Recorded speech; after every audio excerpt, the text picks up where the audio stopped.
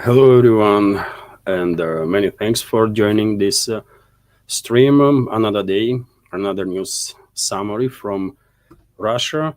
And as always, I did bookmarked quite a number of news on some major developments that Russian media and public is paying attention to. And hopefully, you will find this episode informative and useful. And if so, please don't forget to like the video, like the stream, and if you can, after the stream, leave some commentary in the comment section.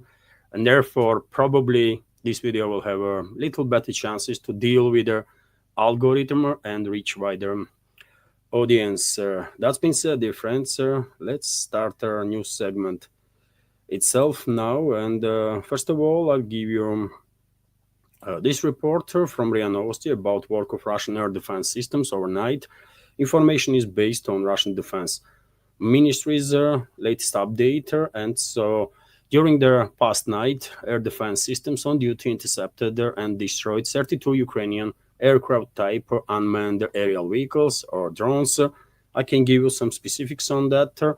7 drones were intercepted over the Belgorod region, 5 each over the Bryansk and Kaluga regions, 4 over Crimea, 2 each over the Oryol, Voronezh, and Ryazan regions, as well as in the Moscow region, 1 in Tula region. And dear friends, when it comes to Moscow region, this morning, Russian air defense systems intercepted another 5 drones that were flying towards Moscow. At this point, no reports about casualties as a result of this long-range strike deep into Russian territory by Western-backed terrorist regime of Zelensky and their NATO. And this is NATO strikes, by the way. We all understand that without flight path and targeting data from NATO countries, first of all, US and UK, Kiev regime would not be able to launch these drones at all. Also, dear friends, when it comes to air defense systems, TASS news agency reported this morning and many other media outlets that Russian armed forces hit the launch site of S-300V air defense missile system of this terrorist regime of Zelensky near Vorozhba settlement in a Sumy region, which is a good success, by the way. Obviously, Kiev regime experiencing some difficulties when it comes to not just manpower, but also military equipment, especially air defense systems. And well, if F-300 was knocked out, that's a good success, obviously. Excuse me. Also, Russian armed forces, according to a number of sources, established control over the Novaya Shakhova settlement on the southern western flank, of Konstantinovka, or on the northern flank of Pokrovsk-Mirnograd agglomeration. Russian progress on the battlefield continues, of course, and every single day Russian militaries are improving their positions on some sectors very significantly, on others significantly, but nevertheless, initiative is in Russian hands all along the front line. RIA Novosti is also reporting that, Kiev regime is becoming more and more desperate, by the way, and more and more videos are surfacing on internet when representatives of this criminal terrorist regime of Zelensky are kidnapping people from the streets because of the tremendous shortages of manpower that Kiev regime is experiencing. And there was an instance when they kidnapped so-called recruiters of Zelensky, kidnapped men, put him in a van and drive away. But somehow, woman, allegedly wife of this forcefully mobilized or the kidnapped individual on Kiev-controlled territory,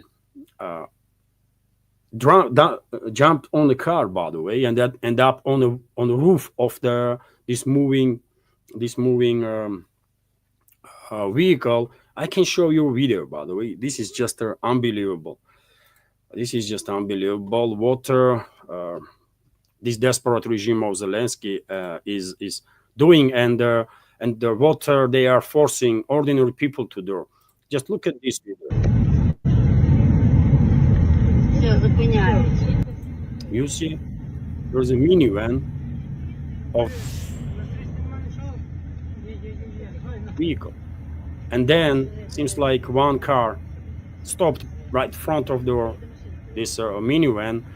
A driver jumped out and began fighting these recruiters. And then another one jumped in. Female was saved, but can you imagine, man? Can you imagine to see this kind of situation? I mean, uh, I wonder how long people in general on Kiev control territory gonna take this terror, right, from Zelensky's regime. One by one, they're not gonna be able to do much, right, to resist. When they're gonna unite, when they're gonna start actually fighting against this terrorist regime that is operating under the orders of the collective West, which is sacrificing millions of Ukrainians for their geopolitical goal, Western ruling class, that is.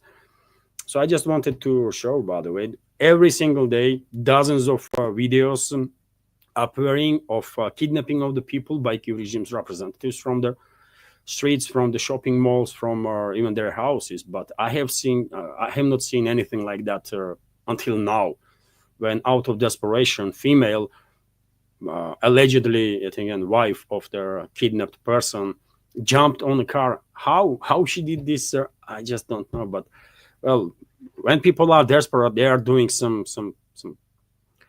quite risky stuff, man. And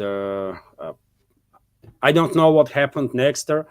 I did not see follow-up videos on that, but one may only hope that this female was successful and bypassers helped her to free this person that she was fighting for. You're not gonna see these videos in the Western media, isn't it? By the way, you're not gonna see anything that is even close to the truth about Kiev controlled territory in the Western media, isn't it? Anyways, let's continue with some other news, and I don't know, maybe some of you already know about it, or maybe not, but one of the voices of reason from the US military experts, called Ritter, arrives in Moscow. FBI, as you know, dear friends, FBI confiscated his passport some 14 months ago, but last month they said that priorities has been changed, according to Ritter, and he was able basically to leave US territory and visit Russia. We have a quote from him: "I am in Russia as a guest of National Unity Club to promote peace and friendship." And well, good luck to Scott Ritter. Good luck to all the people from US and from rest of the world, by the way, that are trying to actually bring the truth to their public world worldwide, right? Be in US, Europe, or other parts of this planet. Probably in upcoming days there will be some additional information about it, and I will share whatever will be available. Maybe sometime in the future I'll be able to interview Scott Ritter. I don't have contacts of him. I don't know how to contact this person, but maybe sometime in the future I'll be able to interview him, and hopefully our community will be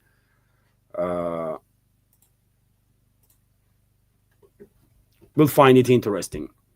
And dear friends, before I continue with many other news, and there is dozens news left, let me just highlight, especially for the new members of our community, that this independent media project from Russia is completely subscriber funded, and only exists as long as I have community support. And if you like this work, if you like my work, if you like these channels of mine, if you think I'm doing something good for the community, please consider to support her. You can do it through several means. You can donate through PayPal or Boosty platforms. You can subscribe to my Patreon and Boosty pages. And you can use your level of monthly support there, of course. You can use crypto for support, and during the live streams, as it is now, because I'm streaming on 2 platforms simultaneously on YouTube and Rumble, you can use the super chat feature on my Rumble channel, where my channel is monetized, and you can not just highlight a certain question or the commentary with the super chat, but also donate, and you can become a premium subscriber on Rumble, by the way, which will be also, of course, help and support right now. I only have like 3 premium subscribers on Rumble, but hopefully our numbers will grow. All the links, dear friends, if you want to support, are on this video in the description box, and after the stream I will pin comment also with the links.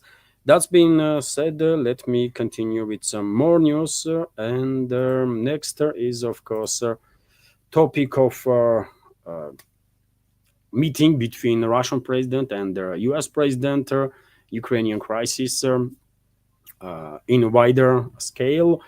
And J.D. Vance, by the way, US Vice President, had an interview with the Fox News, and he did made quite a few interesting statements. And let me give you his short clips of his statements, basically. That will be better, I guess. So, for example, let's start with this. Is simply, first of all, this is in your neck of the woods. This is in your back door. You guys have got to step up and take a bigger role in this thing. And if you care so much about this conflict, you should be willing to play a more direct and a more substantial way in funding this war yourself. I think the president, and I certainly think that America, we're done with the funding of the Ukraine war business. We want to bring about a peaceful settlement to this thing. We want to stop the killing. But Americans, I think, are sick of continuing to send their money, their tax dollars to this particular conflict. But if the Europeans want to step up and actually buy the weapons from American producers, we're okay with that, but we're not going to fund it ourselves anymore. What about Israel? So basically, on one hand, it is interesting, isn't it, that on one hand, J.D. Vance is talking about that the U.S. is interested in a peaceful solution, in the escalation in regards to this proxy war that West is waging against us, against Russia, including U.S., by the way.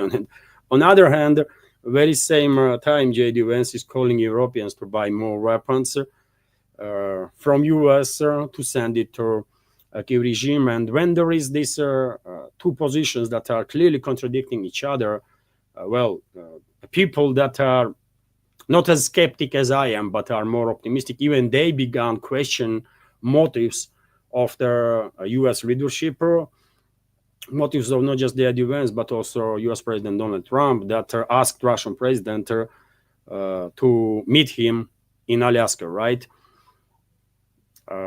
This is not okay. In my personal opinion, this is not the way things to be done. If you are for peace, then why you are calling some third party to buy more weapons from you and send to one of the sides in this conflict? Does it make any sense whatsoever? No, right?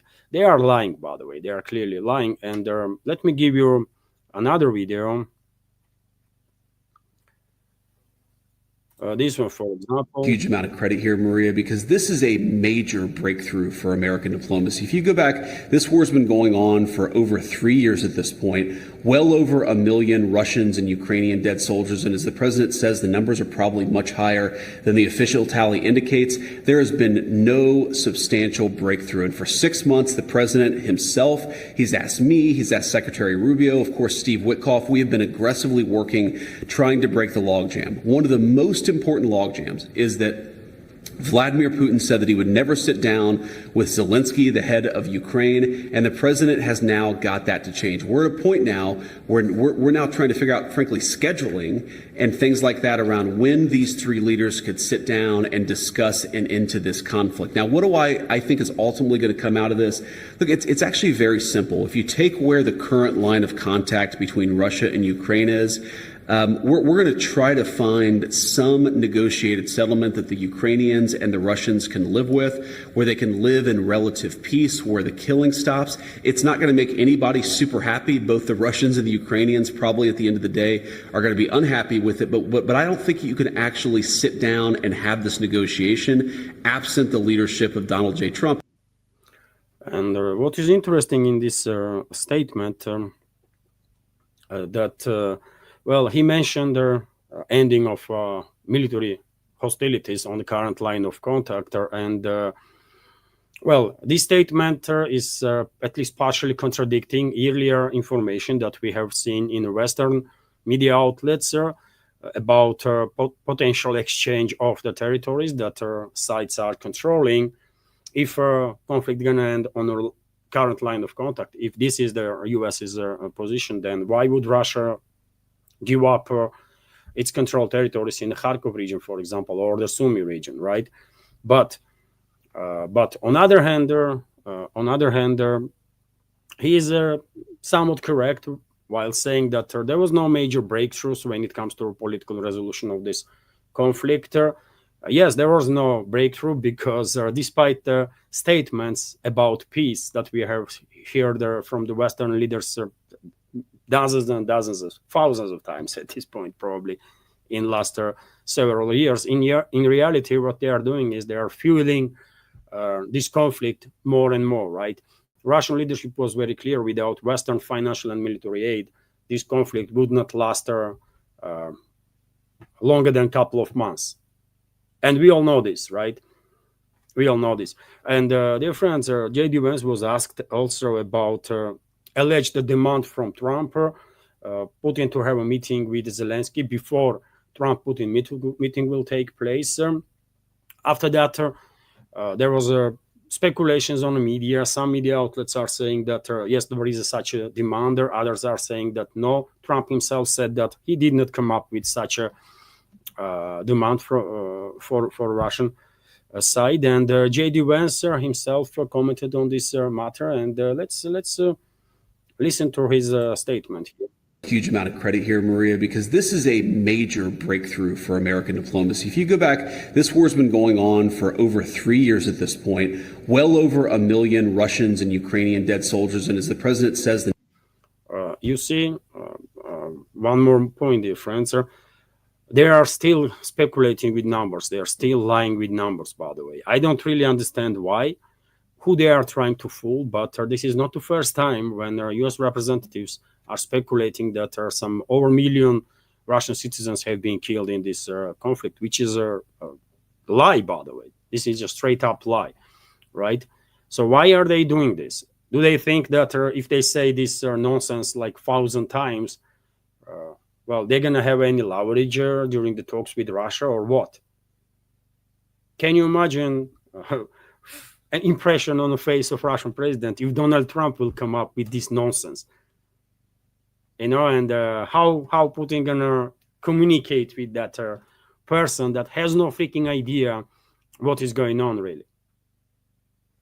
Isn't it?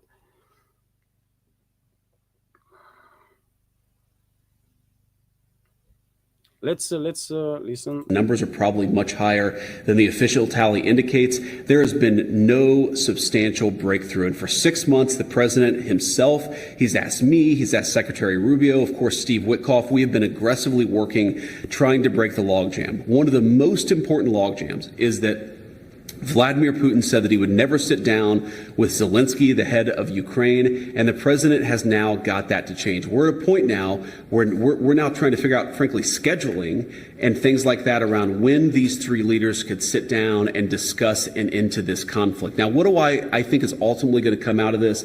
Look, it's actually very simple. If you take where the current line of contact between Russia and Ukraine is. Enough, and there is another video, dear friends, in which basically I struggle to find that video now, but basically in that video Vance said that it would be counterproductive, by the way, according to him, if Putin will have a meeting with Zelensky before meeting between Putin and Trump himself. So, well, that's the video, by the way. I can give you this video right now. It will take just a minute, dear friends. After all, I put in a headline, right, that J.D. Vance thinks it's counterproductive to have such a meeting. This is the video. think all Americans should be proud of, whatever their political party. Do you want Putin to meet with Zelensky before a meeting with President Trump? I actually don't think it would be that productive. I think fundamentally the president You see, by the way, what he said? Let's listen to it again. is the world. It's something I think all Americans should be proud of, whatever their political party. Do you want Putin to meet with Zelensky before a meeting with President Trump? I actually don't think it would be that productive. I think fundamentally the president of the United States has to be the one to kind of bring these two together. We're, of course, going to talk to the Ukrainians. I actually spoke with the Ukrainians this morning. Marco has been talking to them quite a bit. We're going to keep that dialogue open, but fundamentally, this is something where the president needs to force President Putin and President Zelensky really to sit down to figure out their differences. We, of course, condemn the invasion that happened. We don't like that this is where things are, but you've got to make peace here. And the only way to make peace is to sit down and talk. You can't finger point. You can't, wag your finger at somebody and say, you're wrong, we're right. The way to peace is to have a decisive leader sit down and force people to come together. You did not. Mhm. So, yes, I think JD Vance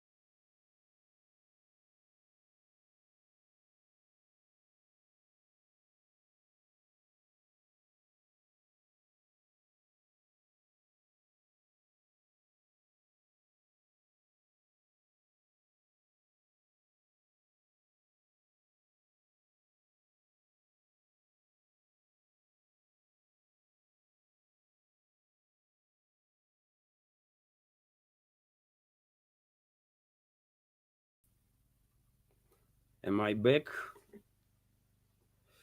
Sorry, dear friends, sir. There was some issues with the internet.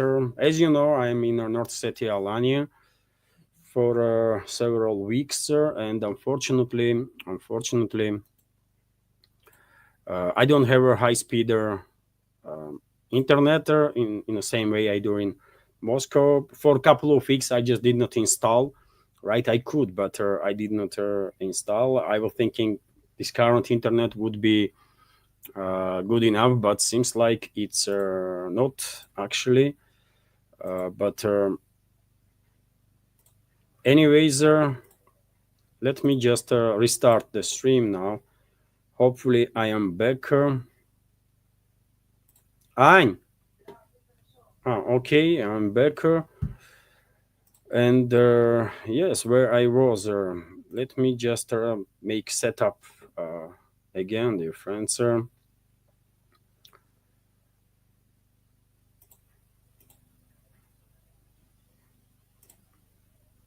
My apologies for these technical issues, but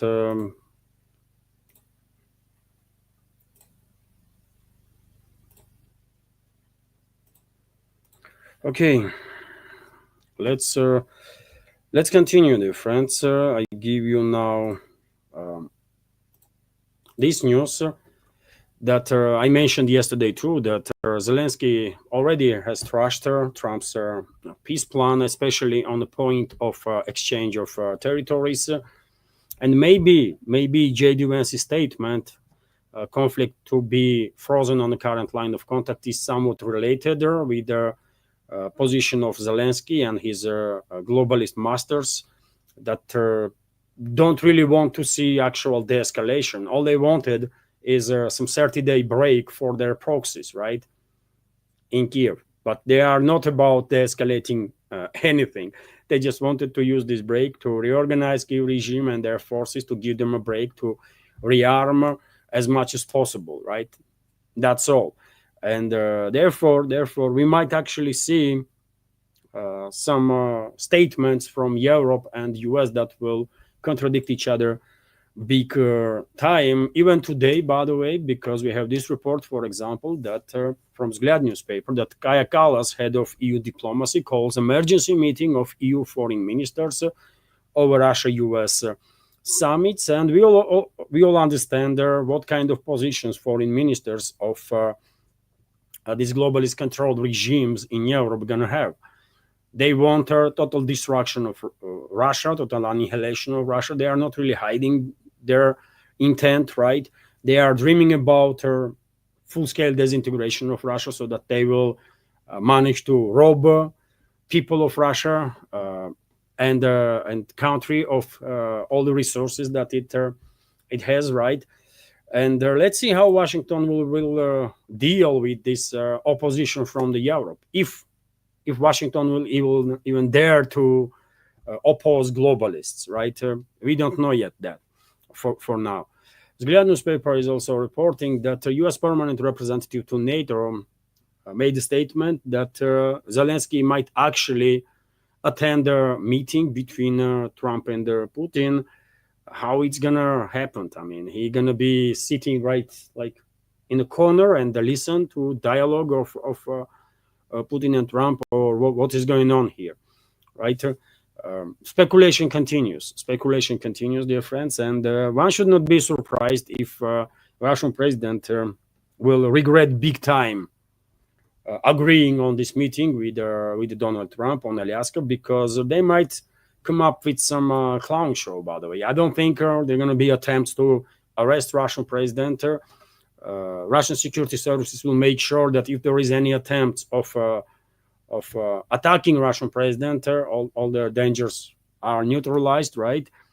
But clown show actually might be organized by Trump and his associates, right? They might bring Zelensky, for example, right, to kind of create a discomfort for a Russian president who said previously on numerous occasions that he has no issue with the face-to-face with the meeting with Zelensky, but this meeting should take place only after agreements are reached between Moscow and Kiev, not before, right? So therefore, let's see, by the way, let's see what is going to happen. On one hand, there are a number of media outlets, as I said, by the way, are saying that they're going to be meeting, Zelensky going to be there in Alaska. On other media outlets, you're going to find information that he's not invited. Official representative, high-ranking official of U.S. says that Zelensky, nevertheless, might end up in Alaska. Why Putin agree on this freaking show, man, to be part of it? It's already a freaking show, right? It's a 5-day left to that Friday meeting, and it's already, laughing stock. And why Russian president put himself in this whole story, I just don't get it, man. It's a mistake. It's a mistake, by the way. That's I'm 100% convinced on that the Russian president made their mistake agreeing on Trump's initiative to have a meeting in Alaska. It is what it is, man. And no one gonna convince me that this is not a mistake. It is mistake. You're not gonna go on a hostile territory, on the territory of the country that killed their tens of thousands of citizens, and expect that meeting that is arranged gonna be organized in a respectful way, right, or in a decent way. It's anyways, man. RIA Nost is reporting that Europe and Ukraine, as I already mentioned yesterday, by the way, are demanding from US some security guarantees for Ukraine. Let's see what security guarantees they're going to receive from US, or what else they want. By the way, US spent hundreds of billions of dollars for this on this proxy war against Russia. US directly is guilty. US militaries, US intelligence, US political class is directly guilty of death of tens of thousands of Russian citizens. What else these European Russia haters want from US? To drop nuclear bombs on Russian Federation, or what else they want, man? US is fully engaged in this war against us already, and for 3+ years. Europeans at the same time are saying that they are ready to continue financing Kiev regime, and also to provide whatever weapons they will need, or whatever weapons Europe can actually allocate there. Another confirmation that globalists and globalist control regimes in Europe are not about actual peace, by the way. All they want is to fool Russia, basically. Western diplomacy is a deception. All Western diplomacy is deception, right? They want to caught Russia off guard. They want to fool Russia once again, as they did quite a few times before. And Russian president admitted personally that he was lied about Minsk 1 and Minsk 2 by his European or Western counterparts. And that's all it is, man, when it comes to Western diplomacy. And when Russian president himself says it in one of the interviews that he was lied, right? I struggle to understand why he is being this naive, or I don't know what the hell is going on then. But he knows, he said it, that they were lying to me. He has a latest example of Western leaders being engaged, directly, personally engaged in a deception. For example, story with the US-Iran negotiations on nuclear program.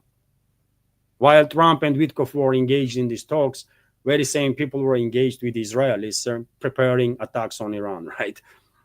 So Putin knows everything, and still he is allowing collective West to put him in this game. I don't know. It's crazy, man. It's crazy.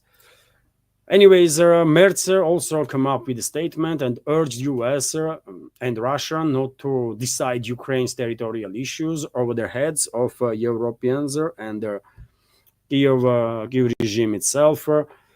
Okay, we hear this statement from Mercer. Everybody in the West are emboldened, by the way. Everybody is emboldened because the Russian president was, exercising restraint constantly, no matter what kind of provocation NATO come up with, including strikes on Russian nuclear triad. They are emboldened now. They think they can do literally anything, right, to Russia, to Russians, and the Russian president will do nothing about it. And that's why Merz is coming up with a statement urging Russia. Who the hell are you, bitch, to urge Russia, to say anything to Russia? Motherfucker, is fucking animal, man. Right? I'm so sick and tired of this nonsense, man. Some nobodies, by the way, are telling Russia what to do, man. What the heck is wrong with this world, man? And when Putin gonna wake up and realize that these animals should be not just ignored, but should be neutralized, that are in charge of collective West. Anyways, let's continue. Sorry for little emotions there, but I'm talking about this stuff day in, day out, by the way. I'm really sick and tired of it, right? Especially when it's a nonsensical, freaking crazy stuff, due to which, by the way, actual needed steps have not been taken and people are continuing to die.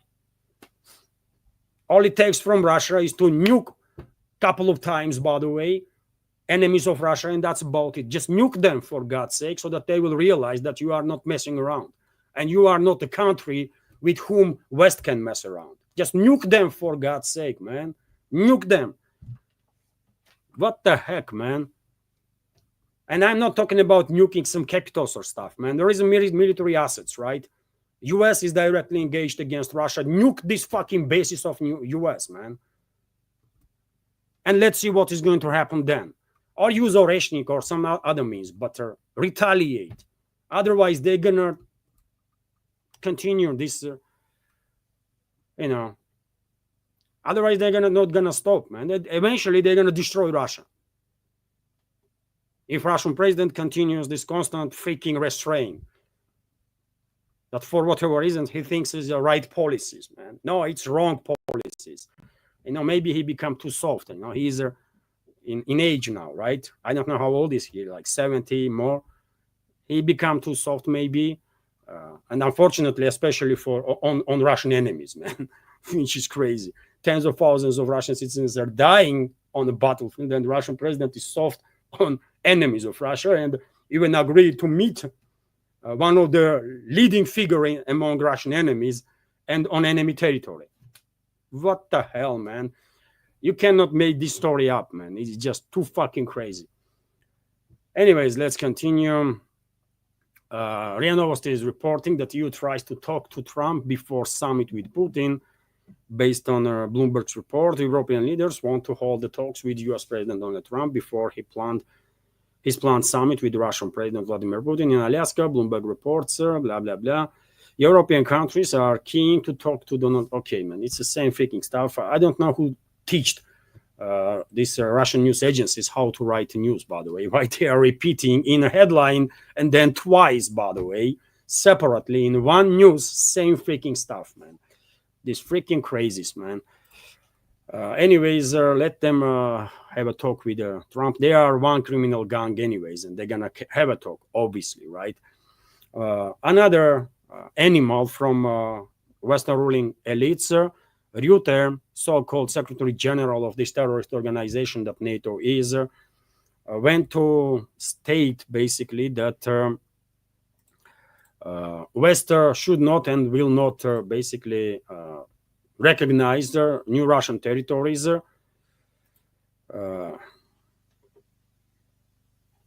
as a Russian territories, right?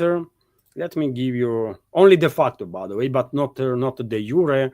So this important aspect here when it comes to this whole issue of territory, when it comes to acknowledging, for example, maybe in a future deal that Russia is controlling de facto, factually, some of the territory of Ukraine. It has to be a factual recognition and not a political de jure recognition. And we all remember that Lithuania, Estonia and Latvia had embassies in Washington between 1940 and 1991. Acknowledging the Soviet Union, yes, controlling that territory, but never in terms of legally accepting that fact.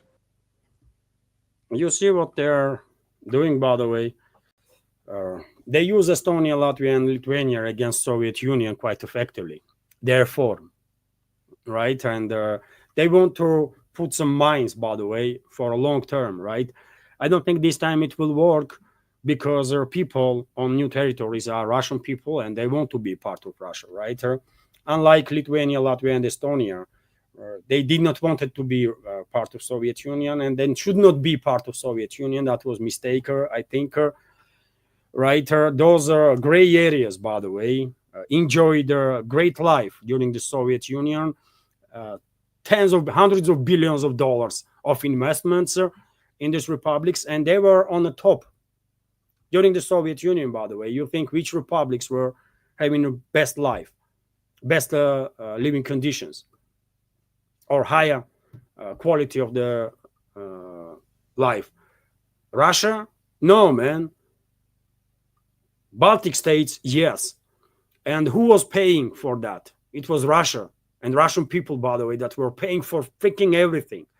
All these former Soviet republics, by the way, vast majority of them, were never profitable republics, actually. They were subsidized by Russia, by Russian people, always, right? And everything you see on those republics, or almost everything, is built by Russian people, by money of the Russian people, right?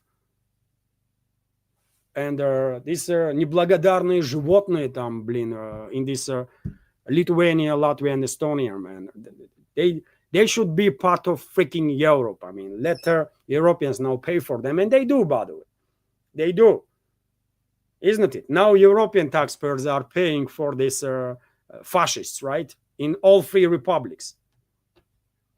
Estonia, Latvia, and Lithuania. If you are from Europe, by the way, check where your money is going. Your money is financing now those republics. And if you think they're going to thank to you ever, you are mistaken, by the way.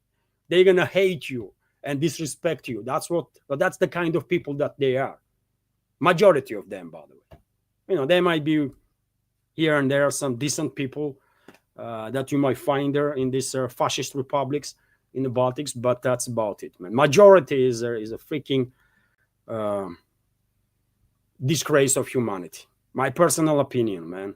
I don't like them at all.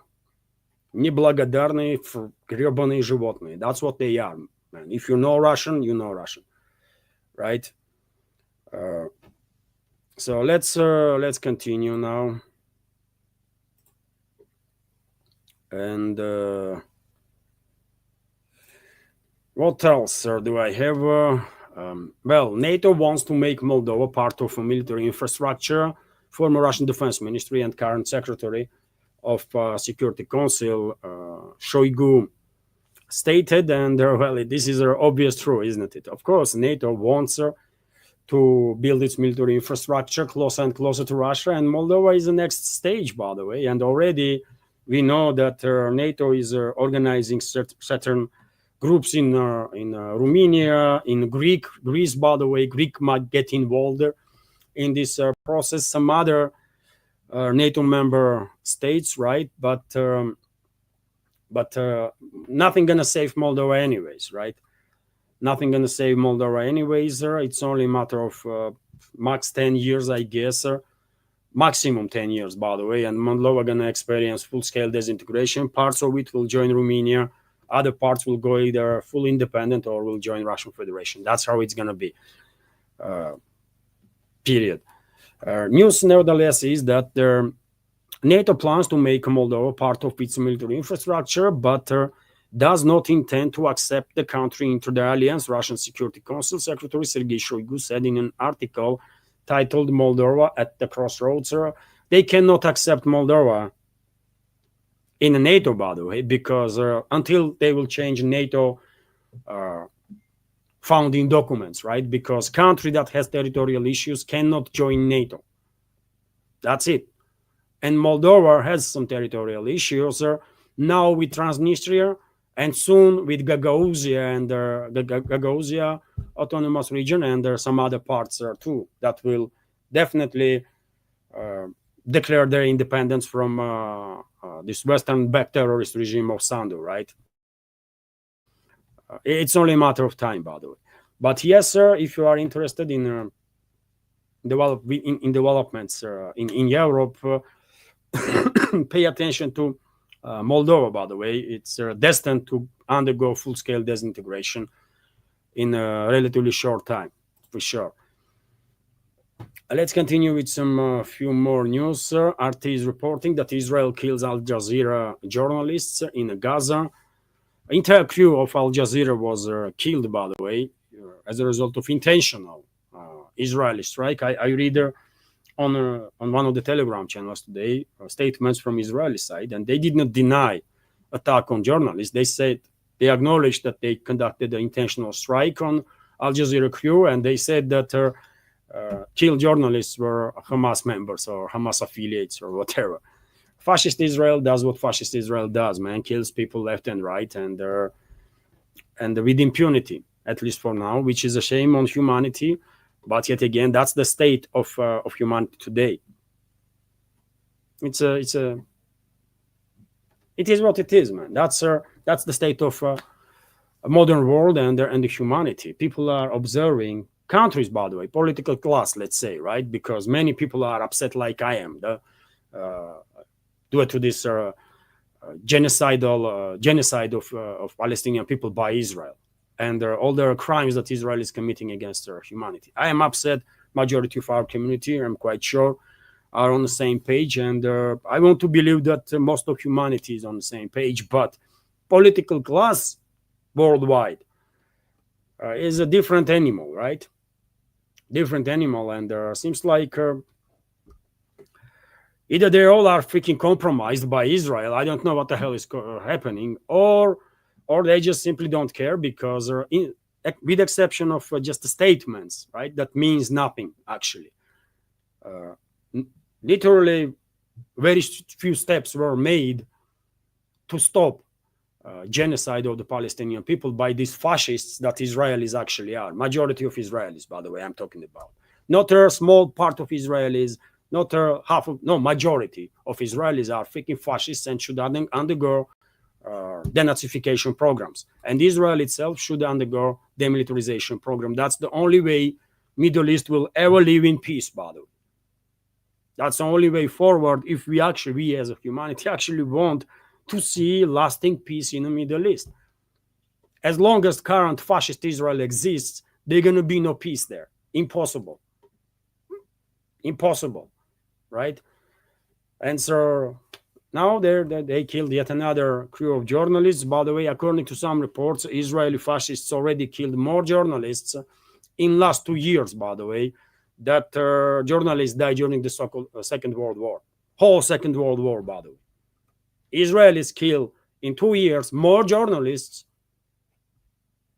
than casualties among journalists during their whole World War II. That's the regime, by the way, that is there in Israel. And Netanyahu, this genocidal maniac, went yesterday to further justify occupation, full occupation of Gaza. He came up with some sick statements, right? And unfortunately, because the world community is non-existent, basically, right? We all use this terminology, world community, or this and that, but it's non-existent, right? Because world community, so-called, does nothing. I'm afraid there is no force that can stop Netanyahu. There is literally no force, seems like, that can stop these genocidal maniacs that Israelis are, man. Not just Netanyahu, but majority of Israelis. These fucking genocidal maniacs, man. Not gonna stop until they will kill everybody, or will force everybody out of Gaza, then West Bank, and then southern Lebanon, then southern Syria. Then they're gonna take over Jordan and execute all Jordanians, right? They will kill literally everybody. They hate everybody, by the way. These fascist Israelis don't consider people, by the way, humans. They don't consider us to be humans. Everybody on this planet should understand they have a sick ideology, and they've been indoctrinated. Majority of Israelis are indoctrinated in this sick ideology, right? That only them are the humans, God-chosen humans, not just the humans, but God-chosen humans. Fuck their God too, by the way, right? And fuck them all. But nevertheless, that's the sick ideology that they have. These fascists, right? That they are humans, rest are animals, by the way. For them, all of us are freaking animals. Not the humans. We don't have no rights, nothing, right? That's the attitude. So they would kill everybody literally on this planet if they could. That's what kind of people they are, right? So if you want peace, Israel has to be demilitarized and denazified, right? And then Israel has to seek apologies for people, locals in the Middle East, for next, I don't know, man, forever, for all the crimes that they committed. And ask, not just for mercy and forgiveness, but for existence of Israeli state itself. Because I don't think Israel as a state deserves to exist, man. This fascist state deserves to exist? Really? I don't think so. I really don't, man. And no state has some God-given right to exist, man. This is all crap, right? And if anybody thinks that it has a God that chose him to be, to treat others as animals, then fuck those people, man, and fuck their gods too, right? Let's be real here, man. To continue, well, yet another statement, this time from a Russian representative, deputy of the Russian permanent representative in the UN, Polyansky, who said that Israel's decision to take full control of Gaza is a gross violation of international law. Deputy UN Representative Polyansky deal very serious, and this will deal very serious blow to a prospect of two-state solution to Palestinian-Israeli conflict. You know what? Let's be real here. I'm criticizing other countries. I'm going to criticize Russian leadership too, because did Russian leadership actually try to stop this genocide? Statements, yes. I mean, okay, statements are good, but what else, man? Do you see, I mean, how many statements Russian leadership already made? Like 10, 20, 100, 200,000, 2,000, 10,000. How many statements? And while these people are talking from different tribunes in UN, in Moscow, in fuck knows where, hundreds of thousands of innocent people are being killed in Palestine. So what these statements even mean nowadays? I mean, anything? Nothing? Right? It's a shame, by the way. It's a shame that Russia, country that defeated the Nazi Germany, right, together with the peoples of other republics, other Soviet republics, and together with allies, by the way. I'm not going to forget that allies also did play a role in that, right? I'm not going to do stuff that U.S. president does when he's saying that, well, it's U.S. that did everything and the rest was just, there watching. Oh, blin. So it's a shame, by the way, that Russia, country that paid tremendous price, and people that paid tremendous price to defeat Nazi Germany, right now is only comes up with the statements now and then, and that's about it, right? In regards to this genocide that fascist Israelis are committing. And of course, same can be said about literally every freaking country in this world, man. Literally every, right?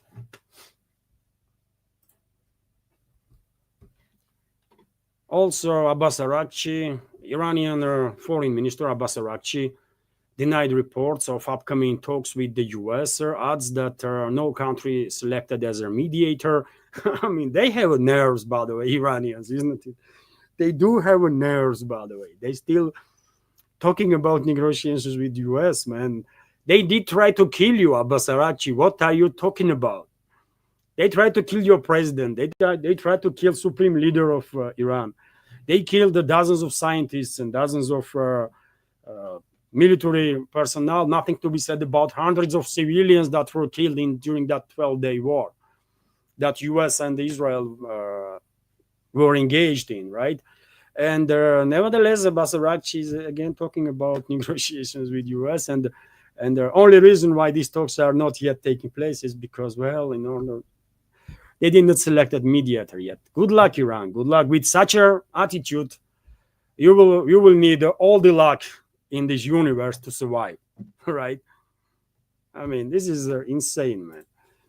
I'm telling you, dear friends, some stuff is happening in this world. I mean, very disturbing stuff and devastating stuff that due to policies of these politicians, right? Due to their actions, it is becoming almost impossible to take them seriously, right? How we as a humanity end up in a situation when some freaking morons are leading this world, man?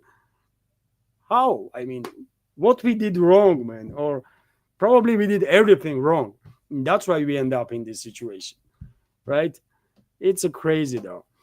And also Abbas Araghchi, by the way, is saying that any foreign presence could have negative consequences for regional peace and stability. He's talking about Southern Caucasus region, commenting in a recent agreement between Azerbaijan and Armenia that was brokered by US on the topic of Zangezur corridor, which is going right next to Iranian border, by the way, right? Iran-Armenia border on Armenian side. And obviously this is a threat for Iran, no doubts about that. But yet again, point is that only statements will do nothing. Only statements will do nothing and mean nothing. Statements no longer have any meaning. It's just words, empty words, right? In vast majority of cases. And well, one might understand why Iran is upset about this agreement. One might understand why they are coming up with a stronger disapproval and warnings. But yet again, what they're gonna do, man? Nothing, right? Because in this case, they are criticizing U.S.'s involvement in the Southern Caucasus region, although U.S. is involved there for a long time now, by the way. U.S., U.K., France is involved in Turkey, by the way. Israel is involved a very long time in affairs of Southern Caucasus region, right, and local republics, and not in a good way, by the way, right? And yet again, Iran is in no position to do much, and especially because on one hand they are criticizing US, on the other hand they are seeking some dialogue with US again, and they're in search of mediator. I mean, what the hell, man? Just get real, man. Get serious a little bit, right? What else? What else do I have? JD Vance again during that interview with the Fox News anchor. I don't know who the hell that personality is from Fox News, sir. I don't watch this TV. I only watch some small fragments that I see on internet, right? But during this interview, JD Vance went to say that maybe there is sanctions on China cooking also.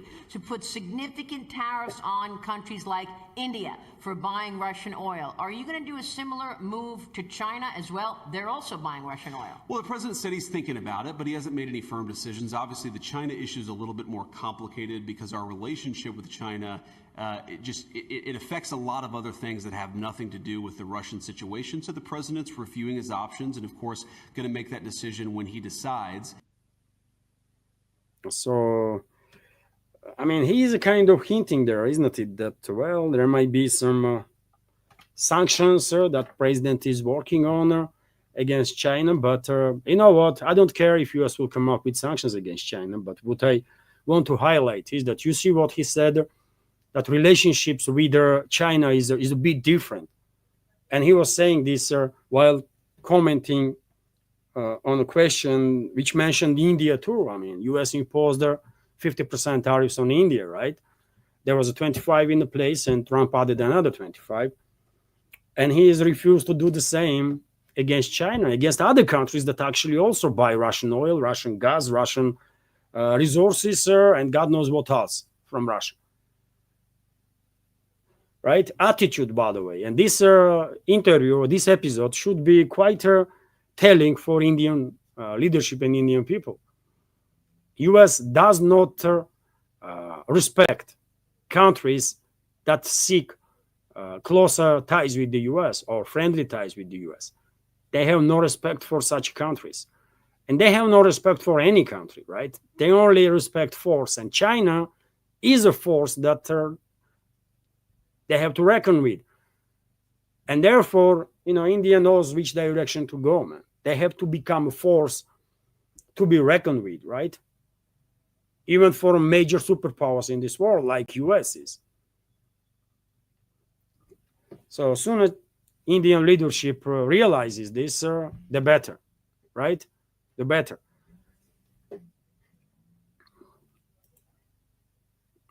What else do I have, by the way?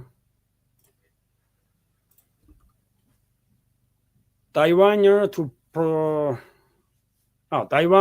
is planning to purchase another 28 HIMARS systems from US. According to report, once the planned purchases are completed, Taiwan would have 57 sets of HIMARS multi-launcher rocket systems. Okay, by the way, on one hand, you see what US does, by the way. On one hand, they are kind of messing around China that, what, we want some normal relationships and this and that. On the other hand, US is planting mines, by the way, all around China, because we know next bigger struggle between major superpowers is going to be there, between US and China, between the collective West and China, right? And Taiwanese, by the way, Chinese people in Taiwan, and they are Chinese people. Majority of people in Taiwan are Chinese, like any other Chinese, right? So they should realize that soon they're gonna get sacrificed, as residents of Q-controlled territory have been sacrificed by the collective West in millions. If they want this fate, they can continue to purchase not just 28 more HIMARS, but everything. Like purchase another 100, 200, 300, if US can provide, right?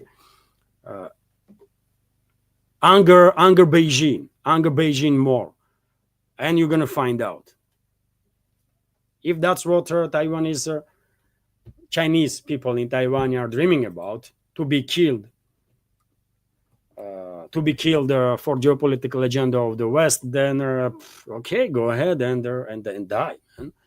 Who gives a fuck, really? You know. Anyways, I want to end. By the way, I want to end this news segment on this short clip from Indian TV. By the way, which says quite a lot about state of world politics, about state of US politics, about state of humanity itself, where we actually are as a human civilization. Some very short but quite a telling video here. Back to his credit fever. As a species, we should be more thankful to Trump. Thanks to his negotiations with God, the sun rises every day. Thanks to his mediation, ships can sail on the ocean. If not for him, gravity would not exist. Give us a break. Americans can vote for whoever they want to. Just don't expect the world to fall in line. Lest he take up a new obsession and leave us alone. In fact, I've got an idea. There is a country in Africa with vast reserves of rare earth elements. It's called Wakanda. If US officials are listening, get Trump on the job. Urge him to sign a deal with them. If anyone can, it's Donald Diplomacy Trump. Yeah. That's the diagnosis of modern world, by the way, which is a freaking joke, right? That's where modern world and human civilization is at this point. It's a freaking joke, by the way, right? And this Indian presenter is a spot on, by the way. At this point, all we can, I guess, is to, I don't know, laugh because,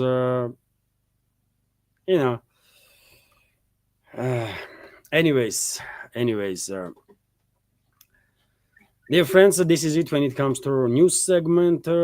Hopefully you did find it informative, useful, interesting.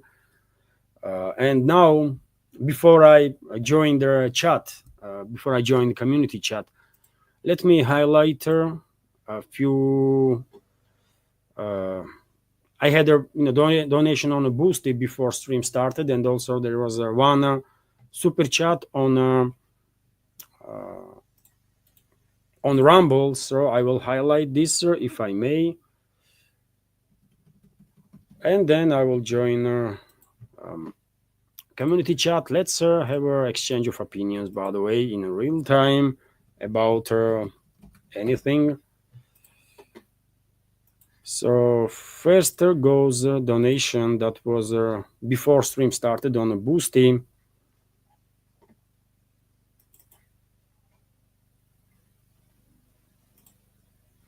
So this is 766 ruble donation from Barney, which is about $10. And comment from Barney is, dear friends, that person on YouTube who is a financial advisor seems to have knowledge on what is going on. Look up market sniper Francis Hunt. Barney is writing his latest video on hyper. I'm struggling to read there on the screen. I'm gonna open. So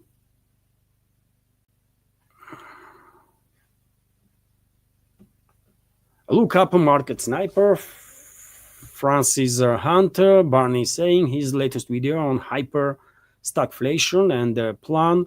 A lot going on. Those seeking one world government. The rest of us, they can't help themselves. Always planning to control others. Can't trust many in these times.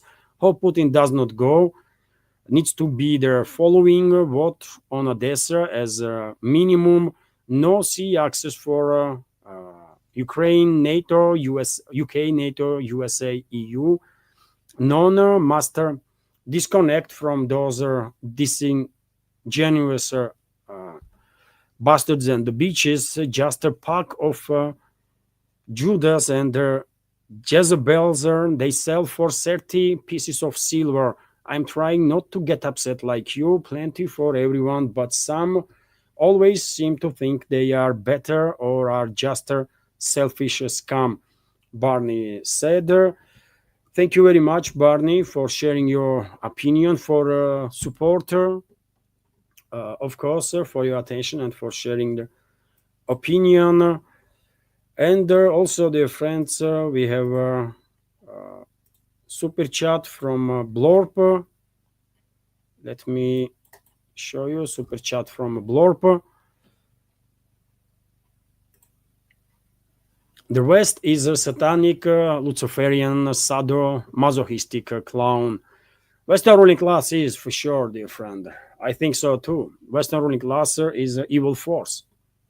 I have no doubts about that. I mean, Western ruling class is an evil force and there is a threat for whole of humanity. I'm truly convinced in that.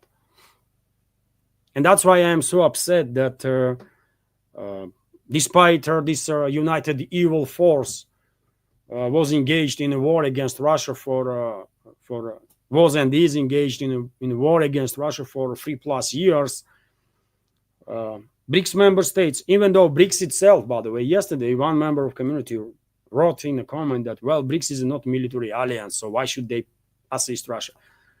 Yes, I know BRICS is not military alliance, by the way. I never said it is, right? BRICS should assist Russia in military terms, BRICS member states, not the organization itself, but member states, because this is a struggle for whole of humanity that Russia is engaged in, right? But if BRICS leadership or leadership of countries that want to see themselves as a part of multipolar world and multipolar world itself are thinking that this is, well, fight just between Russia and their Western ruling class, and you know what? That evil force, by the way, that Western ruling class is going to come for them too, right? Together, we are strong enough, I believe, not just to defend ourselves, but to beat the crap out of this evil force. To actually win, by the way, and free humanity from this evil. But separately, one by one, best we can hope for is to at least defend ourselves, right? And not every country going to succeed in that, because countries have different capabilities, right? Russia can defend itself because, after all, we do have these freaking thousands of nuclear weapons, and only so much, only on so much level, West can push Russia, right, or the mess around Russia. But not every other country has this deterrent as an example, right? All countries have different capabilities. So united, we were force. Separately, not so much, right? And it's going to be very difficult to get rid of this evil force that Western ruling class is, man. That actually dreams about enslaving all of humanity. They see people as a commodity, by the way. They don't see humans as humans, as a people. They see it as a community. How much they can tax them, how much they can use them, right? That's all their calculus is. They don't see us as equals and as even humans, by the way. We are numbers for them, right? That's how evil they are. But nevertheless, well, as you see, dear friends, no military assistance. You know what? India could send, I don't know, 200-300 tanks as a gift, by the way, to Russia. Right now, they don't really need these 200-300 tanks, right? I'm saying as an example, by the way. China could send their, I don't know, 1,000 or 2,000 infantry fighting vehicles. You know, they could send their military personnel too, because yet again, this is existential struggle between the humanity and the evil force that Western ruling class is, right? And all the other countries, by the way, that are dreaming about and hoping for a better future if multipolar world will exist, they should do whatever they can to support Russia, but it's not happening, and that's what makes me upset, by the way. Right? We had such a chance, by the way. We had such a chance to get united and fight this evil force, and we missed the opportunity there. I mean all of humanity, and therefore we're gonna pay price for that. By the way, we're gonna pay. We as a humanity gonna pay very heavy price for this fatal mistake, fatal error on our side. That's how it is. So I agree with you, Blorp. Absolutely, Western ruling class is a evil force, for sure. Thank you very much, Blorp, for your attention, for your support, and $5 donation for your commentary. Thank you. Yet again, this was a super chat from Blorp on Rumble. And let me be engaged in the chat now, dear friends. As always, capital Q, capital letters will make it a little easier to spot the comment or the question that is directed to me. And so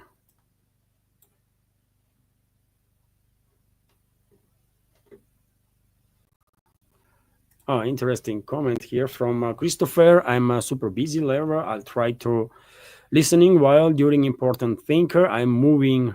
Greetings from Sweden, aka Old New Jersey guy. Thank you very much, Christopher, for attention. And well, moving, by the way, is a nerve-breaking stuff, isn't it? I know we came here like 2 weeks ago, isn't it? And we still are in that business, by the way. We find a new flat for my mom. We are visiting my mom, by the way. I promised to my kids that we will go to grandma. I promised to my mom that her grandkids gonna come this summer, and here we are, right? And we find a new flat for my mom that is going to be more comfortable, right? In a good place. Everything is cool in this regard. But moving itself, by the way, to pack everything and then call this car and people to move part by part, because you cannot pack everything same time, because there's always something left, right? It's a tiring stuff, by the way, and nerve-breaking stuff. I know very well. So therefore, I wish you good nerves, and thank you for your attention. Have a good day and successful new week, by the way. Let me react on this commenter. Edgar Nelson is asking, do you think Putin will go to Alaska? I think so. If they're gonna be some massive provocations from the globalist and globalist controlled regimes in next several days that will derail this summit, then in that case Putin will go. If we learn anything about Putin, by the way, if he intends to do something, usually he does, So, if he agreed that he will go to Alaska, then he will go. But yet again, if there is some massive provocation and the escalation in the next several days, I don't think this is a good idea to go to Alaska. I think it would be better to organize meeting in some third party. Or should Trump come to Russia? Why Trump did not come to Russia, by the way? He could come here, right? So, I have a critical view of this summit anyways, right? First of all, because Russian president is going to U.S. soil. I don't like that at all. Secondly, because Trump cannot be trusted, by the way. Neither Trump, neither anybody from U.S. administration can be trusted, period, right? So therefore, I think nothing serious is going to come out of this meeting. It's going to be total waste of time, right? Because these people cannot be trusted. That's how it is, man, right? Probably Trump and his team are yet again engaged in some sort of a deception operation, and they want to try. They want to probably,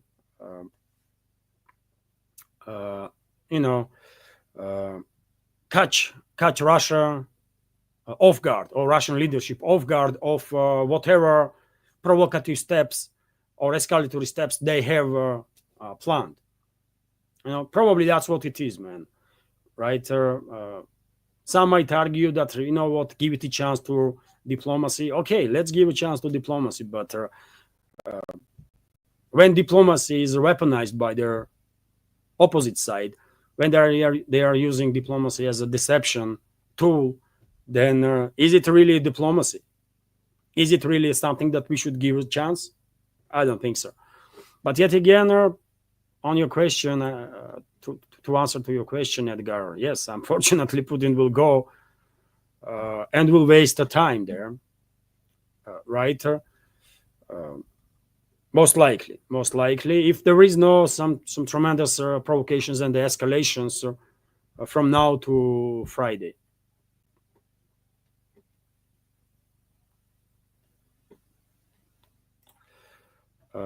Christopher Big is commenting, Levan, consider contacting Jad Napolitano from Judge and Freedom channel. He would be interested in your words, in my opinion. He also knows Scott and others. Thank you very much for your feedback, for your commentary. I understand what you mean. Of course, it will be massive boost for my channel if somehow I would be invited in Judge Napolitano's channel. But this is not gonna happen, by the way. I'm not gonna contact nobody and ask for attention. It does not work like that, right? I might contact people to ask for an interview, me to interview them, right? I might contact people to ask to come to our channel, right? So that they will share their opinions for our community, but I'm not going to ask nobody for any attention. It just does not work that way, right? And when it comes to contacts, if my channels will grow eventually, probably, I will manage to get my hands on some contacts of people that we are all familiar, all experts from all over the world that are quite often on guests on alternative media. But until then, I'm gonna struggle to invite people on my channel. That's just a way this business works. Small channel is not really interesting for experts. So I think so. I mean, maybe I'm wrong on that. I don't know, but my live streams, by the way, usually have like 2,000 views, rarely 3,000 views. And do you really think Scott Ritter would be interested to be a guest on a channel where live stream has only like 2,000 views? I don't think so, isn't it? Previously, by the way, view numbers were a little better, but because of I think because of the language that I use while criticizing this fascist regime in Israel. When you say fascist Israel, algorithm puts your channel straight away into area where even members of the community don't really see notifications, right, that I have a new video or new live stream or something. So numbers did decline tremendously last 6 months, last 3 months for sure, especially. But anyways, man, it is what it is, right? Even if my channel will be deleted today, okay, I will say, what? I had a good run, by the way. 3 years I was working in this field. I'm gonna continue, by the way, on the Rumble, anyways, right? I have a Patreon page. I have a page on Boosty, so I will continue to, work in this field there. Anyways, right? But when it comes to YouTube, maybe it would be better if my channel was deleted on YouTube, so that I would focus a little more on channels that actually make sense and are supporting my work. Like on Rumble, at least channel is monetized. By the way, people can use super chat feature. Patreon and Boosty are paid platforms, right? And members of community are on monthly basis supporting my work. On YouTube, my channel is not monetized and will never be monetized. And no matter I have a 2,000 views or 200,000 views, it changes nothing. These numbers, for me personally, for financial situation in regards to this business, this media project, it changes nothing. Maybe some experts will, decide that, well, he has big numbers and let's be guessed there. Maybe that's the only way these numbers will have any usefulness. Otherwise, I don't give a damn about YouTube, man. Anidish Kumar is commenting, Levan, if anything happens to Putin outside Russia, will their dead hand switcher activates or not? Well, I guess this is classified information, right? No, I cannot know for sure. But if Russian president is killed in Alaska, that would mean war between Russia and US straight away. That would just mean war, right? That hand would be activated if Russian general staff is killed also, if leadership of general staff. If only president is out of order, that itself, I don't think, will trigger that hand. But if general staff is neutralized, in that case, yes, that hand will overtake the nuclear forces, and there will be launches, by the way, automatically. So, but if U.S. Secret Services or whomever will try to assassinate Putin, and if they succeed in that, that fact alone probably will trigger war between Russia and the U.S. But that hand would not be involved, at least on initial stages, as long as general staff, leadership of general staff is on a contact with this system, right? If they are neutralized through, then yeah, program will take over the Russian nuclear triad, and that's going to be the end of everything, right?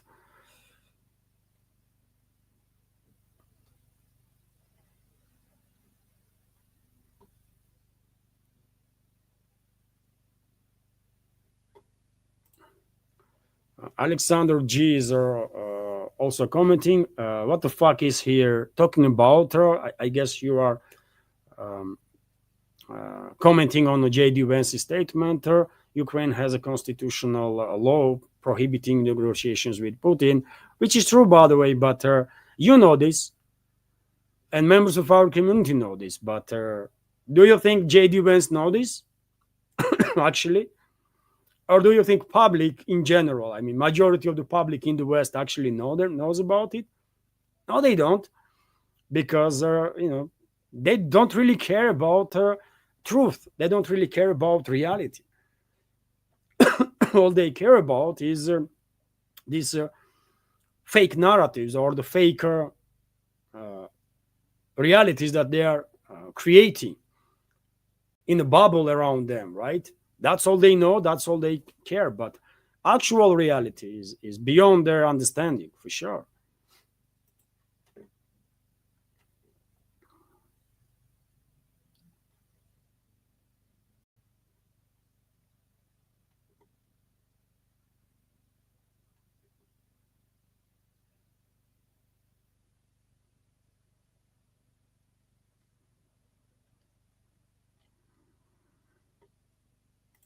Obi-Wan is commenting, she is addressing the Russian president by name, what at a disrespect.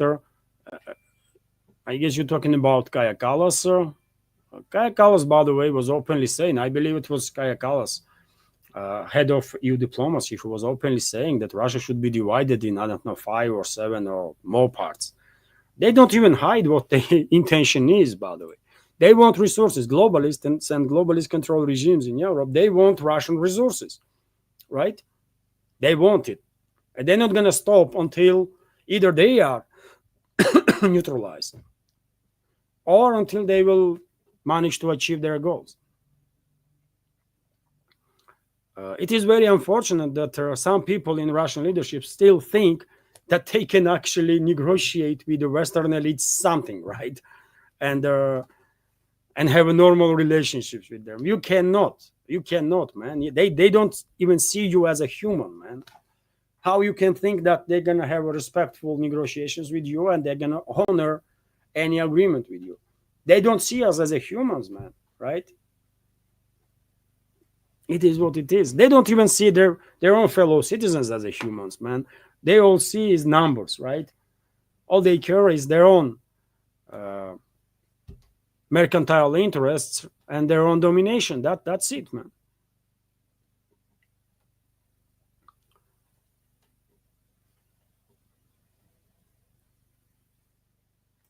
Interesting. Toigar Baskuran is commenting. You mean Antalya or Alanya? No, I mean Alanya, by the way. I am in the North Ossetia Alanya Republic, Autonomous Republic of the Russian Federation. Antalya is in Turkey, isn't it? Region there. And there is a, I believe, city too, right? Under such a name.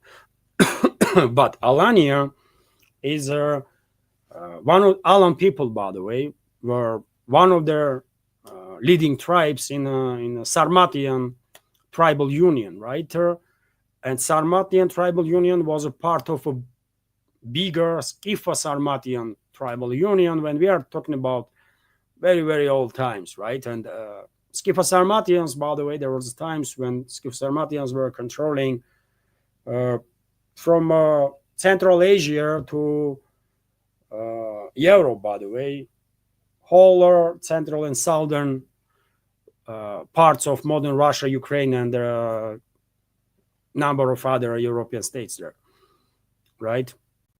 That was a Skifa-Sarmatia, by the way, or Skythia in some maps, right? And Alans were part of the Sarmatian tribal union. Probably you have heard the legend about King Arthur in UK, for example, in England. There was no UK at the time, right? About King Arthur legend and his knights. His knights were Sarmatian, right? And to be more precise, they were Alans. There was the times when Alan people were fighting Roman Empire, and there were times when they were not, and when they were not fighting Romans. Significant number of Alan warriors were fighting for Romans, right, as their mercenaries. And it is a well-documented fact that Roman Empire sent 5,000 plus Alan cavalry into Britain, and that's why Sarmatians are mentioned in that legend of Arthur. It was the Alan people, by the way, right? Alan tribe of Sarmatian union. And so, yes, descendants, by the way, of Alan people right now that maintain their language and their elements of this very old culture, tradition, descendants are Ossetian people. Now they, in Russian language, they've been called Ossetians. This name came into Russia from Georgian language, and from Russian, then this name Ossetians went into English language, right? But original name, by the way, originally these are descendants of Alans, right? And they themselves, Ossetian people, are calling Iran, which is similar with Iran, right? And it means Aryan, by the way, right? It goes to Aryans, and their Alans were Aryans, by the way, right? Original Aryans, and it did not mean that Alans were considering themselves to be any better than anyone else. No, they were very, this was a warrior tribe, right? They were very much focused on warfare and that kind of stuff, and they had a warrior code. And there are legends why they being called Aryans, right? Some say because of their warrior code that they were acting only based on this warrior code. They were not harming anybody, even in territories that they were controlled. If they were acting in certain frames, right?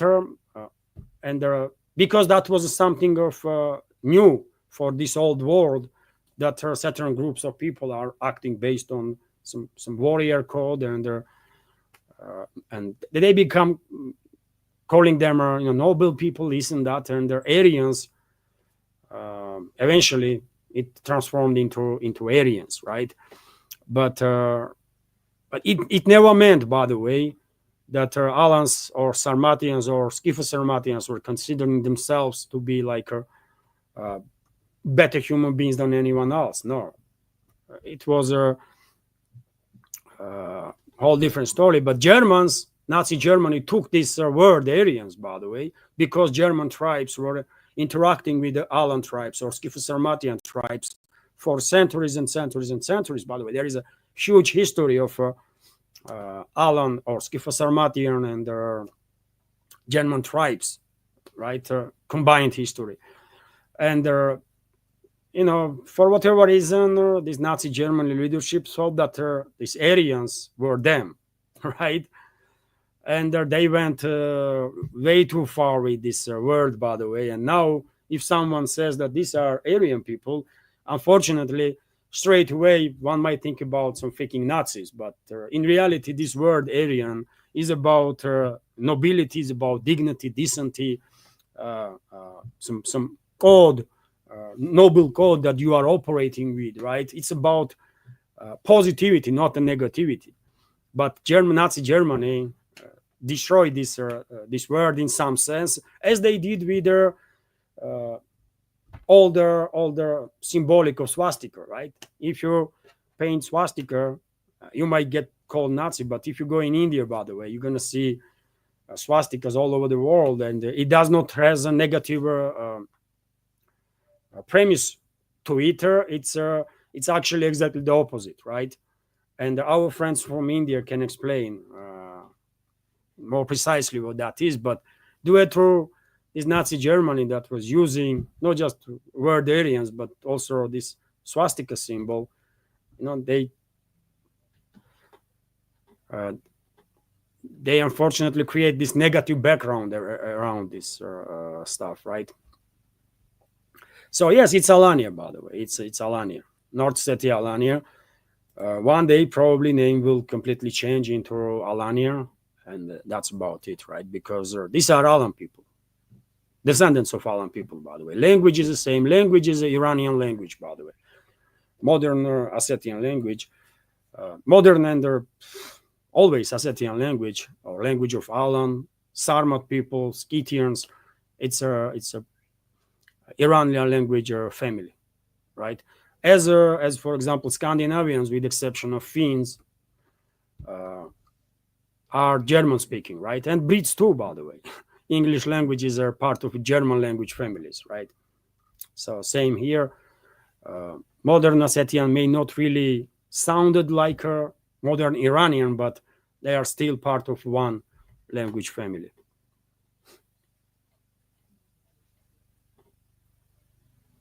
Little historical excursus, by the way, there. But of course, if you are interested in much more details, then you need some historians for that.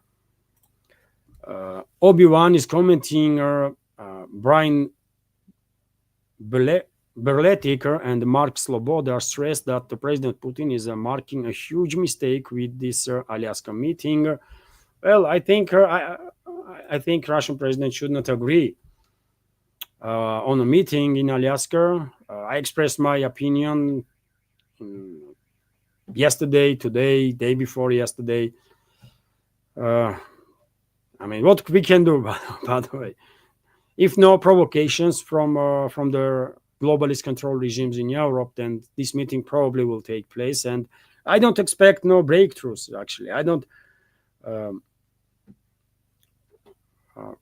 Hope maybe maybe I'm missing something. I hope this meeting will be success for Russia. This meeting between Trump and Putin, but I'm just skeptical of that.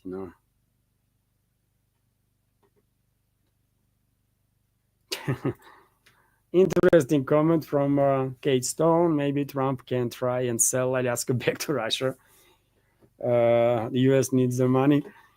Yeah, that would be interesting. But no, by the way, Alaska is one of their money-making states, isn't it, in US? One of the few nowadays. I mean, majority of states, I believe, are on subsidies, isn't it?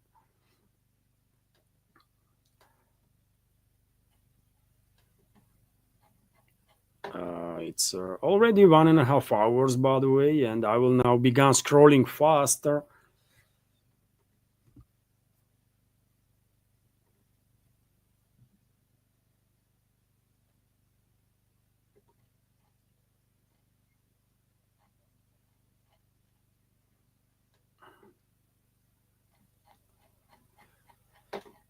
Pum, pum, pum.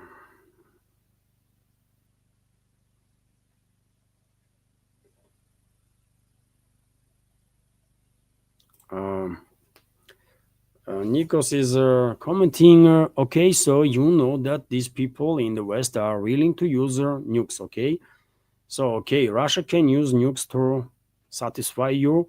Then what happens to Russia? You can't win, but sure, complain. You are criticizing me because I said Russia should use nukes. Yes, Russia should use nukes, by the way, on the very first minutes of the special military operation. I said it a million times before. If Russia dropped a couple of nukes in some forestry area, isolated forestry area, as a demonstration of force and the seriousness of the situation, I don't think even a single bullet would cross from NATO or any other country into Kiev-controlled territory, and this war would be over literally in weeks. And there would be no hundreds of thousands of casualties, there would be no destruction, no that kind of devastation that we have seen, right? So I do think, yes, we have nukes to use them. We don't have nukes just to watch them, right? Yes. And you know what? If Russia did deploy nukes in the beginning, there would be no necessity to then use nukes against either US or UK or anybody else, right, from NATO, because they would not dare to be engaged in this proxy war against Russia. But because Russian leadership was exercising restraint, we end up in a situation when first they began sending bullets, then they began sending anti-tank weapons, then they began sending air defense systems, then artillery pieces, then tanks and planes, and eventually, because of this constant restraint from Russian side, by the way, long-range missiles were deployed by NATO in the Kiev-controlled territory, and finally, just a couple of months ago, they struck Russian nuclear triad big time, right? When nuclear airfields, strategical airfields, where strategical planes were based, attacked. So, do you think all this stuff would happen if Russia use either nukes, by the way, or other extreme force that there is in Russian military inventory, on earlier stages? Do you think we would come to this situation that we are right now? I don't think so. So you may act like you are, you are such a good person and I'm such a bad person because you are against nuclear weapons to be used and I'm for nuclear weapons to be used. I mean, I have no issues with that. Okay, continue. But all I care, by the way, right now is Russia to win. I don't give a fuck about other countries, right?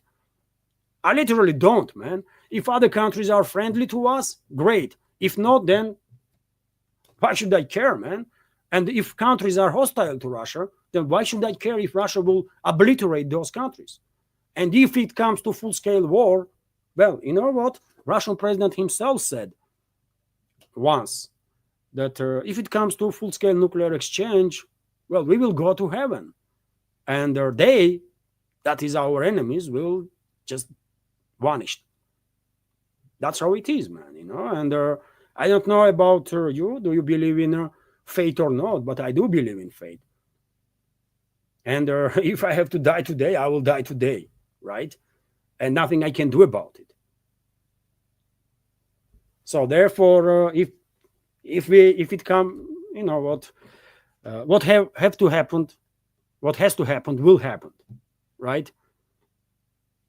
That's my take on that. And nothing wrong in using nukes to defend your country. We are defending our country against evil force, by the way, that Western ruling class is. Maybe you don't like this because you are from the West, right? You are from the Greece, and your country, by the way, is directly engaged in military hostilities against Russia and directly guilty of killing Russian people, which is not really a friendly position from their Greek side, right? Remind me when last time Russia hurt Greece. When last time Russia hurt Greece?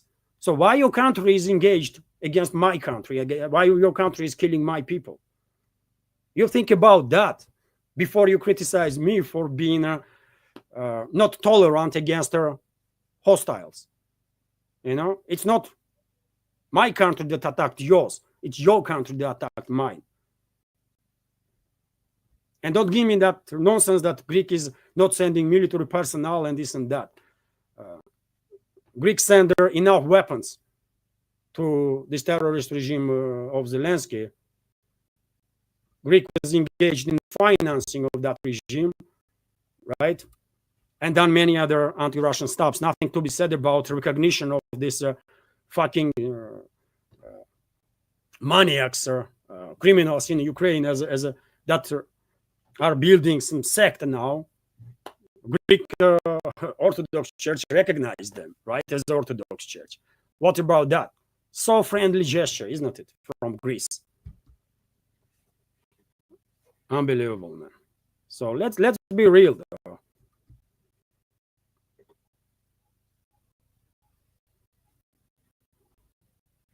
Oh, there was a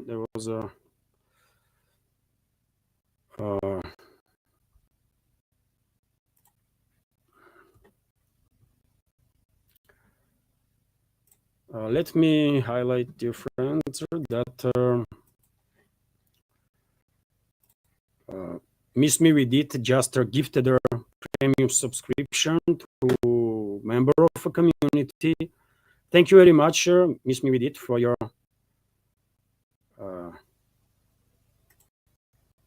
support and this kind gesture. Let me just highlight her screen of that. So yes, Miss Me With It gifted her one subscription to the one that's their opinion. This subscription was you can actually give subscription to other members of the community. So thank you very much, Miss Me With It, for your support. Thank you. And so yes, let's continue with the comments.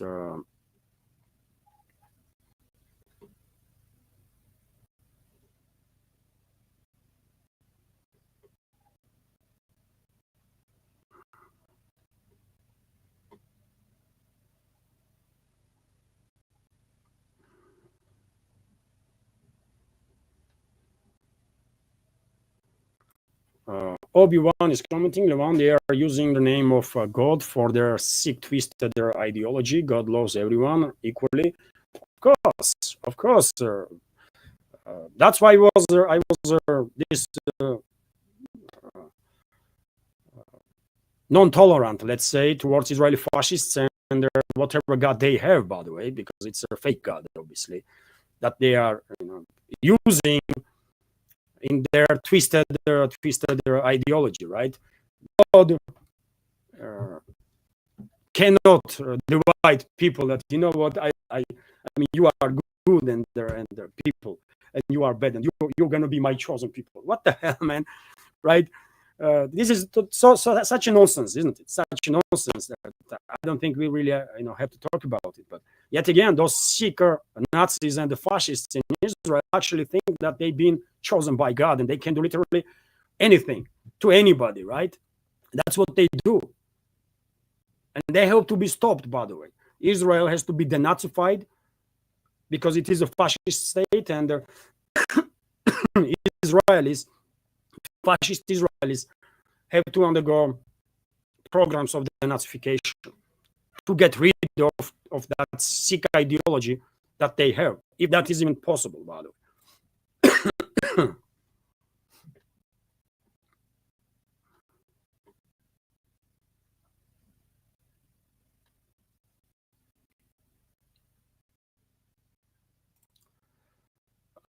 Ramplancer is asking Ivan, where is Putin with all his power? Russia is just talking at the UN, but no actions. Why they are not getting involved there in their aid distribution? Why they are not closing their embassy in Russia?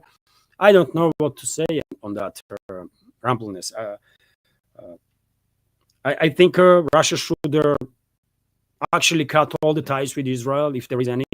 We don't really have much economical relationships. One should realize that Russia-Israeli relationships are not that big.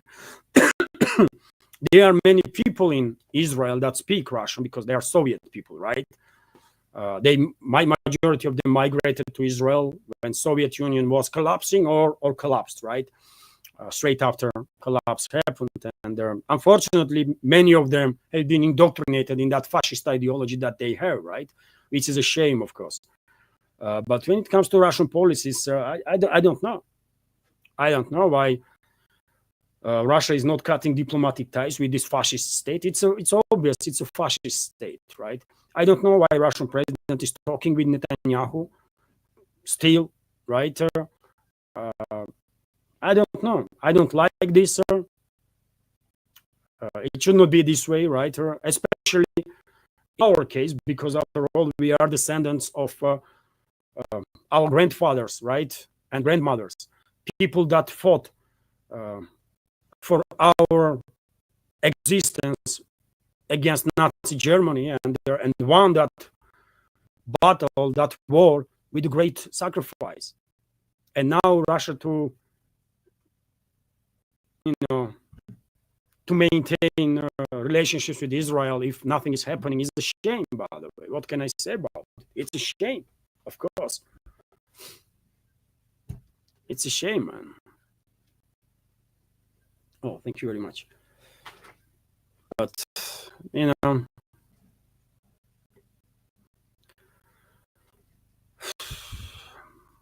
a shame. I would love to have much more to say about it, but I just don't know why Russia is acting in a way that it acts in regards to Israel. All countries worldwide who stands against fascism and Nazism should cut ties with that fascist state that Israel is. But this is not happening, unfortunately.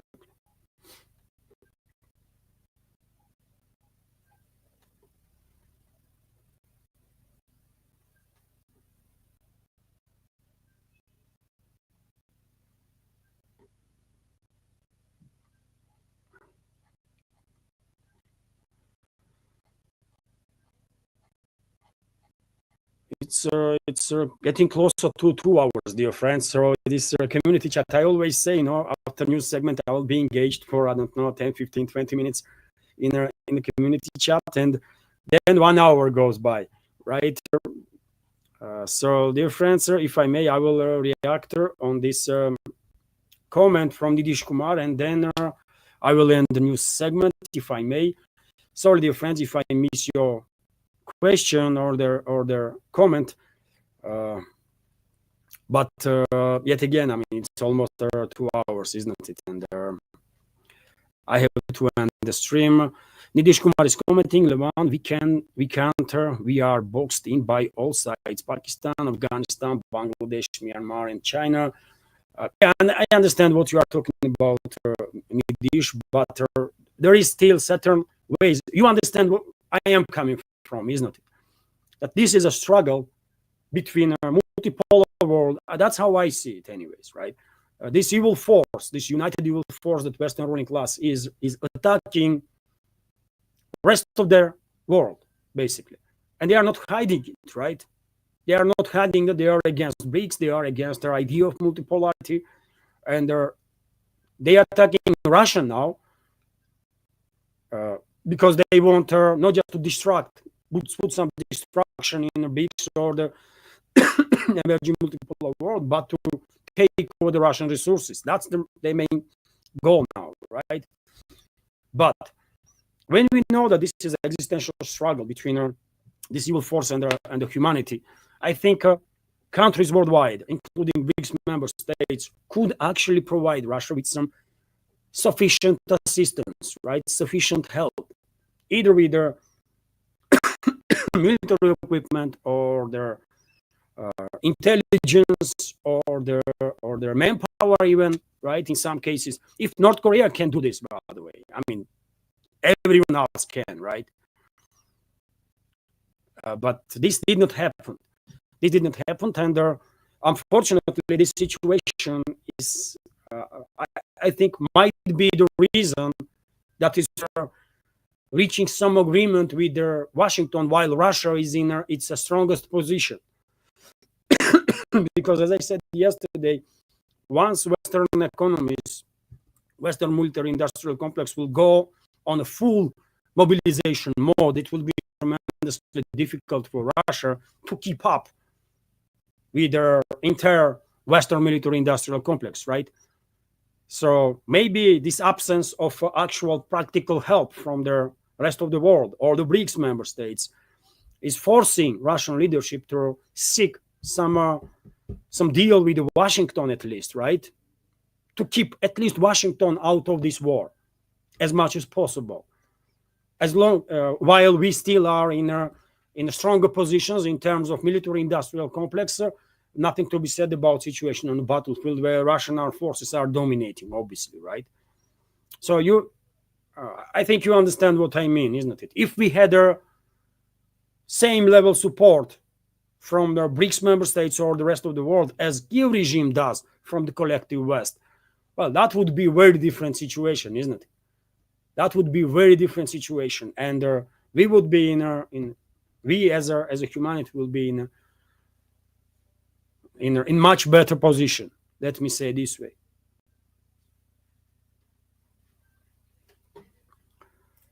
And dear friends, before I end this live stream, let me also highlight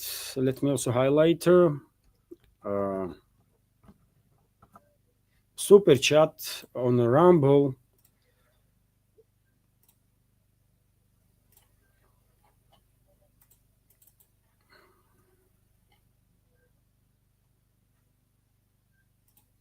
So this is super chat on Rumble from Miss Me with Eater. Thank you very much for your $2 donation and the super chat. Would you guys be in trouble if you is protested and asked Putin to stop the genocide? Would they call you anti-Semites?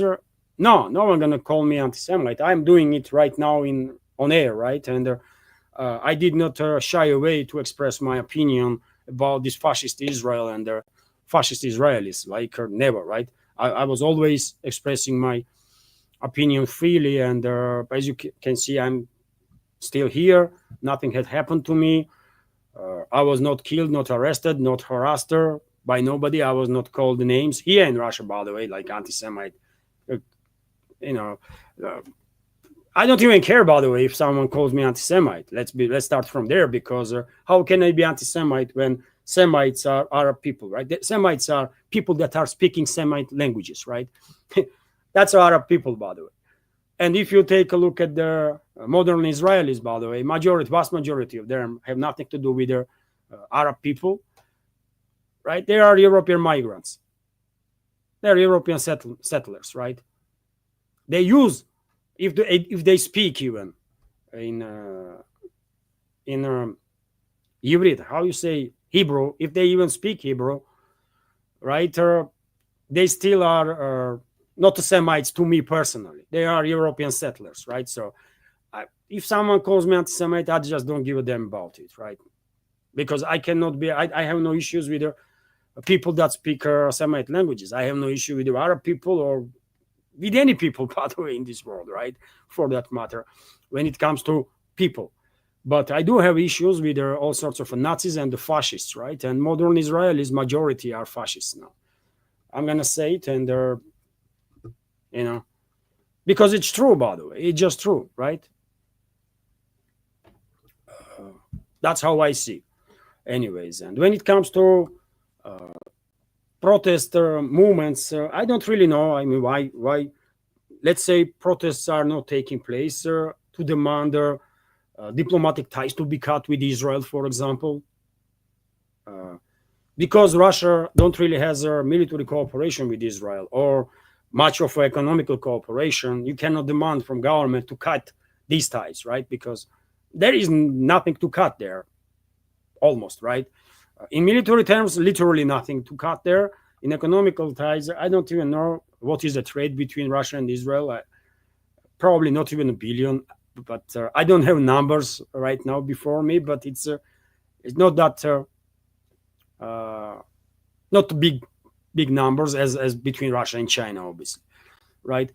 But yes, there could be some protests to protest actions of the Israel. There might be protests in like up front of Israeli embassy, for example. I don't know why there is no protests, by the way. They could be protests to demand their diplomatic ties to be cut. But yet again, this is up to all sorts of activists, right? People that are organizing that kind of stuff. I was never an activist of any sort, right? I'm a journalist all my life, and that's what I can do is express my opinion, my honest opinion, and that's what I do, right? But when it comes to protests, well, there is no massive protests here in Russia, as it is in. Although there was some actions are taking place, by the way, but not in a scale that we are seeing in the West, for example, just recently in Sydney, that was like massive protester in Australia, probably biggest one ever, right? So there is no such a thing here in Russia, which is unfortunate. Maybe some groups, some political parties from parliament, for example, can take initiative and organize, because you need organize this stuff to be organized, right? So this organization takes resources, human resources, financial resources, and stuff like that. So maybe some parties will think about it and demand. I think Russia should cut diplomatic ties with Israel. My personal opinion. Russia should never have diplomatic ties with any fascist state, right? Soviet Union did not have no ties with the apartheid regime in South Africa, right? Soviet Union was actually supporting liberation movements all over the continent there. So, Russia should do the same, I think.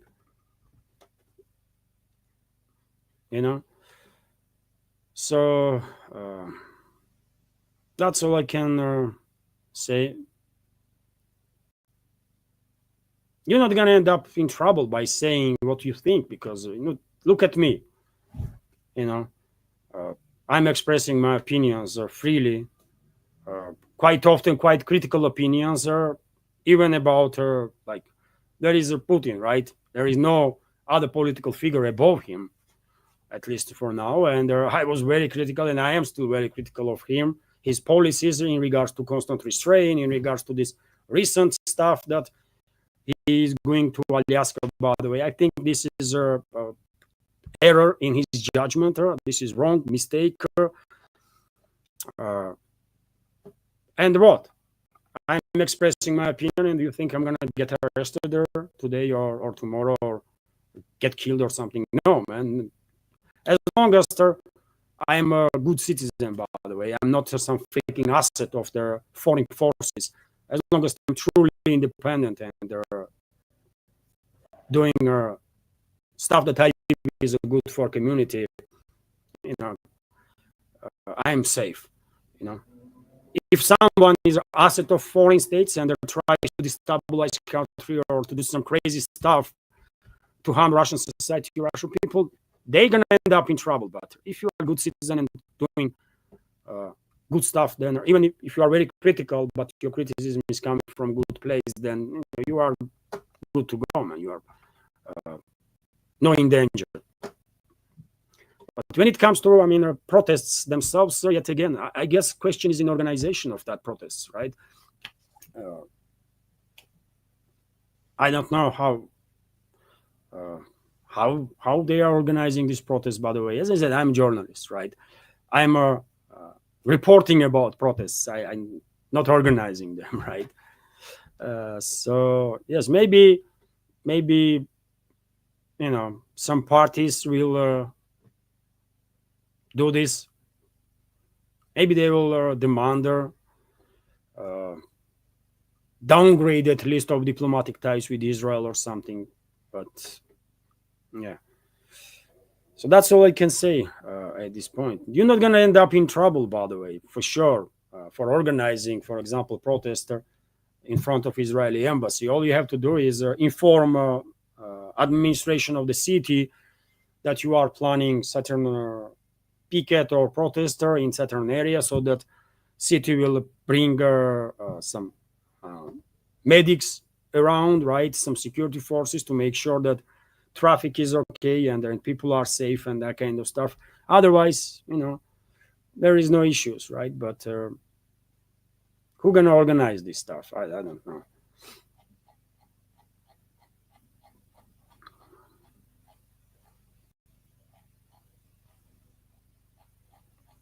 And so, thank you very much, Miss Mividit, for sharing your opinion, for your support. And if I may, dear friends, I will end this stream now. It's more than 2 hours. It's more than 2 hours, dear friends.